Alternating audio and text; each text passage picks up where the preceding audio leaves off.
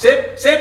Yo, assalamualaikum warahmatullahi wabarakatuh. Waalaikumsalam warahmatullahi wabarakatuh.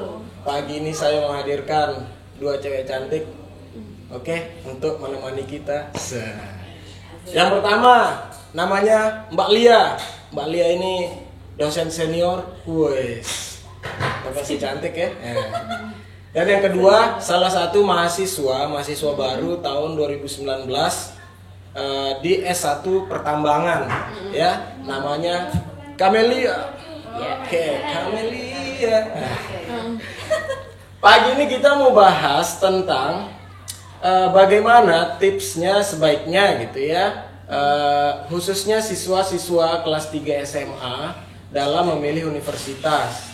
Jadi kan karena ini sudah bulan Januari gitu ya, Maret, April itu sudah mulai penerimaan mahasiswa baru gitu Mbak. Jadi biasanya anak-anak siswa kelas 3 SMA ini sekarang lagi pusing nih. Saya mau pilih mau masuk mana, kampus apa, yang bagaimana gitu kan, untuk masa depan saya supaya enggak masa depan saya suram, nah, gitu kan. Nah, kita akan tanya cewek-cewek ini ya, khususnya Mbak Lia dulu, bagaimana tips untuk anak-anak siswa kelas 3 memilih universitas supaya tidak salah pilih nih Mbak, supaya anak-anak ini tidak salah pilih dalam memilih universitas.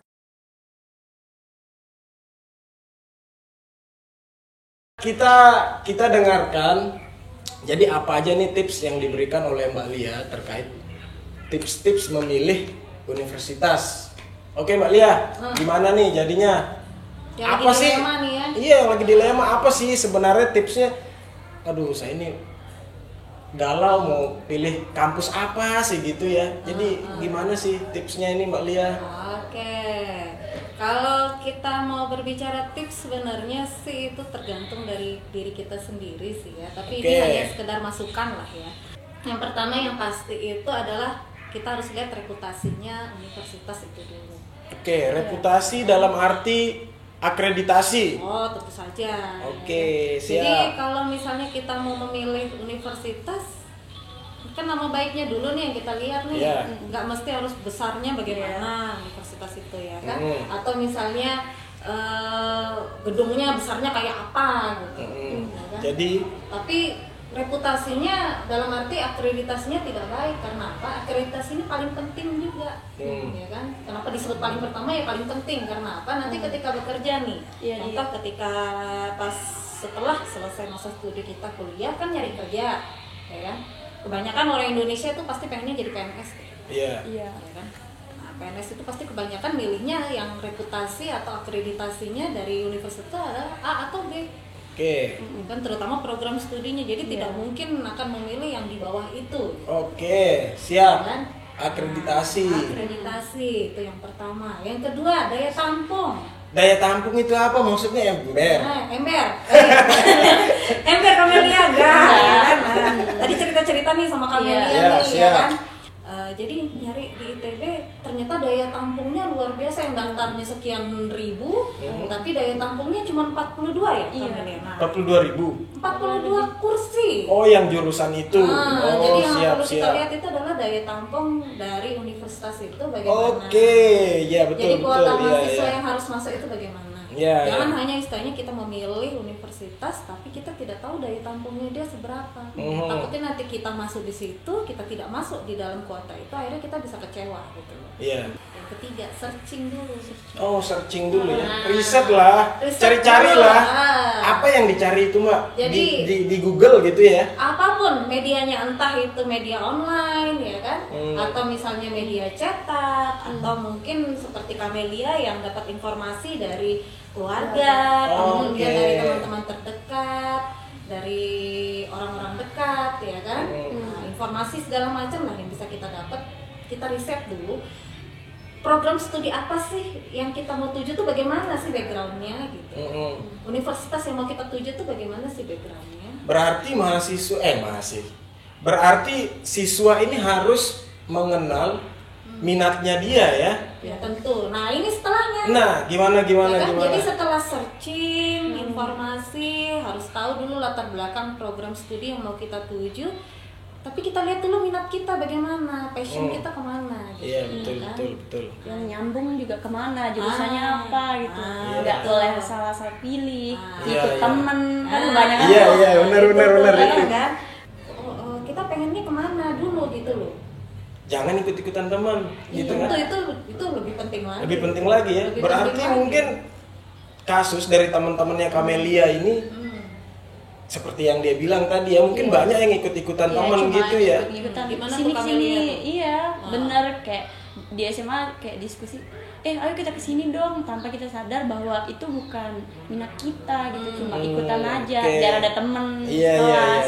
Gitu. Nah itu kalau kayak gitu tuh Mbak Lia, itu kan kasus tuh ya. Nah kasus seperti itu kan memang saya juga dulu sih sebenarnya gitu kan, ikut-ikutan teman. Kita mau kuliah di mana biar ada teman kan, seperti kata Kamelia. Kamelia. Nggak sesuai sama passion kita. Taunya nggak sesuai sama passion kita. Udahlah, gila saja, bablas aja gitu. Bablas ya. Ya kan, masuk sesuai passion, nanti kita ketemu teman-teman baru di sana, kita akan adaptasi dengan suasana baru. Itu jauh lebih tertantang, jauh lebih enak, lebih nyaman ketimbang kita harus sama monoton dengan teman-teman kita itu saja. Sedangkan gitu. minat kuliahnya bukan minatnya di situ ya. Iya, dan itu akan berpengaruh nanti ke depannya gitu. Bisa kita jadi males karena otomatis males kan. Lalu kemudian kedua setengah jalan juga. Setengah jalan ya benar tuh. Setengah jalan tuh ya kan.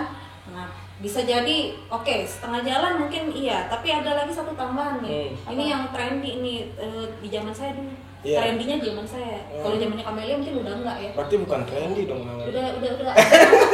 Oke, trendinya di zaman saya. Iya. Bisa terjadi IP Nasakom itu. Apa itu Nasakom? Nasib 1 koma. Oke. IP Nasakom, hati-hati nasib 1 koma. Iya, nasib 1 koma Hati-hati. itu ya kan, Oke. hati-hati banget ya kan. Karena apa? Kalau sudah nasib 1 koma, naikinnya sulit tuh. Untuk jadi IP kedua pun sulit, apalagi ketiga gitu ya kan. Berarti harus melawan arus. Lawan aja. Tekad ya. Intinya keluar dari zona nyaman. Itu dia. Keluar dari zona nyaman Keluar tuh, dari zona dengerin nyaman, tuh. ya kan? Temen-temen. Nah, ini bahasa trendy yang dia ya. Bahasa dari yang zona zaman nyaman. sekarang. Oke, sekarang kita masuk ke tiga tips terakhir. Ya, ini yang penting nih, 3 tips terakhir krusial nih. 3 tips terakhir ini bisa dikatakan kita harus lebih berpikir secara realistis lah. Oke, yang pertama lokasi. Lokasi ya. Berikutnya ya. Jadi gimana maksudnya ini, lokasi nih? Lokasi ya. Jadi lokasi kampus yang mesti kita tuju itu bagaimana sih? Kenyamanannya, ya kan? Nah, terus akses. Strategis tidak? Gitu. Oke. Ya kan tengah kota misalnya. Iya. Ya kalau misalnya kita mendapatkan kampus yang tengah kota kan enak tuh. Ya kemana-mana bisa nyampe. Iya. Ya kan? Lalu kemudian otomatis di dekat-dekat kota, dekat-dekat kampus itu pasti ada kos atau apa ya, tempat kita istilahnya bisa nanti stay untuk waktu yang cukup lama ya kan. Kan kita nih mau kuliah nggak 1-2 bulan ya. Kan? Berarti di tengah kota strategis. Ya pokoknya intinya yang strategis. Nah, lalu kemudian akses kemana-mana lancar nih. Mau keluar masuk dekat dengan apa? Dekat ya, oke. Dekat sama Indomaret, Alfamart. Yang lagi tren ya, Indomaret, Alfamart gitu ya. Atau misalnya dekat dengan tempat makan, betul, ya kan tidak jauh dengan warung makan yang biasa. Tempat tongkrongan juga dekat. Misalnya mau dekat-dekat angkringan atau bagaimana yang murah ya kan. Lalu kemudian dekat dengan fasilitas kesehatan itu juga penting itu, ya kan? Karena kita kalau tidak dekat dengan fasilitas kesehatan otomatis ya nanti kalau kenapa-napa bagaimana nih, ya ngerepotin orang yang pasti ya kan. Ya. Ingat tuh lokasi. Jadi kamu harus pilih kampus yang semuanya itu dekat. Kamu mau nongkrong dekat, kamu mau ngerjain tugas kayak print-print gitu kan, ngeprint dekat. Tempat makan dekat, supermarket, minimarket dekat, keluar masuk kampusnya gampang gitu kan. Jadi tidak perlu misalnya nih ada kan kampus Mbak yang dari prodi, dari kampusnya itu kita mau pergi ke misalnya ngerjain tugas atau ngeprint tugas nih, itu lumayan jauh jaraknya gitu loh. Padahal kampusnya gede gitu kan. Tapi jarak untuk akses ke suatu tempat yang dibutuhkan oleh mahasiswa itu jauh. Itu nah. Jadi kamu harus pilih kampus yang dekat dengan semuanya itu yang harus kamu pertimbangkan. Lokasi. Lokasi. Lanjut. Oke. Nah ini yang paling Nah penting ini, nih. nah ini apa ini? Biaya. Biaya, Oke. biaya. Biaya. Gimana kita. maksudnya biaya, Mbak? Jadi biaya ini kan apa-apa kan sekarang butuh duit ya. Udah, ujung-ujungnya duit gitu ya. Jadi kalau misalnya kita mau masuk di suatu kampus atau di suatu universitas, nggak semua mahasiswa itu dapat beasiswa. Kamila dapat nggak? Nggak ya kan? Nah, ekonominya juga harus dipertimbangkan. Mampunya kayak gimana? Jangan asal-asal jadi ujungnya beban orang tua doang. Nah ini realistis nih ya. Ini kalau pinter ya? Salah satu ya iyalah dia mahasiswa pertambangan harus punya betul. ya. Nah jadi pertimbangkan juga bagaimana ekonomi dari orang tua. Iya. Sesuaikan dengan biaya pendidikan. Padahal kan sebenarnya biaya pendidikan itu sebenarnya tidak selamanya berbanding lurus dengan kualitas universitas loh Mbak. Iya. Jadi jangan pikir universitas yang mahal biaya pendidikannya itu dia udah pasti bagus gitu loh. Sebenarnya ada loh universitas yang kualitasnya bagus banget gitu ya. Tapi memang karena kebijakan mungkin melihat kondisi masyarakat di daerah itu akhirnya biaya pendidikannya direndahkan atau disesuaikan dengan keadaan ekonomi gitu. Jadi jangan pikir seperti itu. Biaya pendidikan mahal otomatis universitas itu bagus, padahal tidak selamanya seperti itu. Tidak selamanya. Kita cari pembandingnya gitu. Kalau hukum di sana mahal, yang di Universitas A mahal, di Universitas B ini tidak mahal, kenapa kita tidak ambil saja yang di sini? Kalau misalnya masih ada di tempat kita gitu, di lokasi kita yang terdekat itu ada universitas di daerah yang kita atau di daerah kita ada universitas yang sama menawarkan kualitas prodi, yang sama, ya kualitasnya sama, prodinya sama, apalagi reputasinya sama, ya kenapa tidak itu yang kita pilih ya? Iyalah, ya. Jadi universitas walaupun di universitas itu standar biayanya, terus tetapi reputasinya bagus, ya kan? Kenapa tidak itu yang kita pilih? Dan itu pasti akan kedepannya misalnya mau ikut S2 atau misalnya mau melanjutkan sekolah baik itu dalam luar negeri, otomatis kalau sudah reputasinya bagus tentu akan jadi kan bisa berjalan, gitu. Tidak ada hubungannya dengan biaya kuliah sebenarnya. Iya, gitu. betul. Jadi biaya itu harus dipertimbangkan juga. Biaya mahal belum tentu universitasnya juga bagus gitu kan. Ada juga universitas yang bagus tapi menawarkan biaya pendidikan yang terjangkau setara dengan yang mahal. Iya begitu. Jadi biaya harus dipertimbangkan. Ini yang terakhir nih. Ini tips yang terakhir nih. Ini juga realistis nih, ya kan? Nah, banyak mahasiswa yang siswa ya mau cari studi yang penting langka misalnya, atau yang penting ini keren, lagi viral, hits, lagi ya hits, kan? Lagi hits. Ya, jangan juga seperti itu. Kita lihat dulu prospek kerja kalian nanti bagaimana.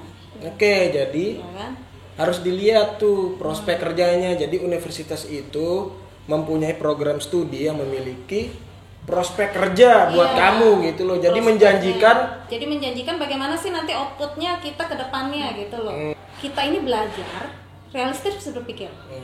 Belajar nanti ketika masuk di universitas itu outputnya kemana nih? Ya kan? Kita mau setelah kuliah nanti bagaimana? Kita mau jadi apa? Ya kan? Nah, carilah program studi yang sekiranya itu menawarkan prospek kerja yang luas gitu. Ya bukan berarti istilahnya program studi yang lain tidak program studi, ada beberapa program studi yang tidak menawarkan prospek kerja, bukan. Rata-rata semua pasti membuka prospek kerja. Tapi kitanya dulu nih mau kemana? Karena kita mau kemana, kita harus lihat program studi apa yang harus kita tuju gitu, yang nantinya istilahnya menjamin cita-cita kita ke depan. Itu tadi 7 tips ya yang diberikan oleh Mbak Lia tentang bagaimana pertimbangan-pertimbangan yang harus kamu pikirkan ya sebagai calon mahasiswa baru. Jadi harus kamu pertimbangkan 7 tips itu dalam memilih universitas yang akan kamu tuju.